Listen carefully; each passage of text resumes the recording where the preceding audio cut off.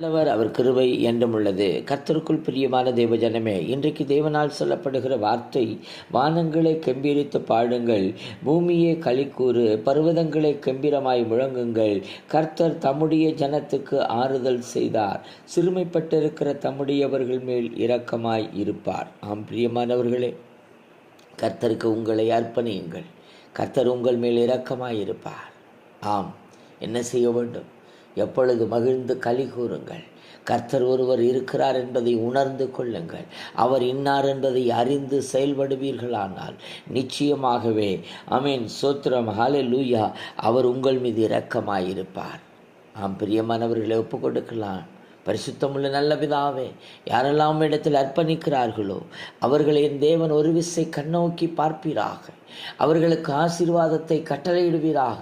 எந்த விதத்திலும் சோர்ந்து போகாதபடிக்கு கிருபையாய் காத்துக்கொள்ளும். இயேசுவின் நாமத்தில் பிதாவே.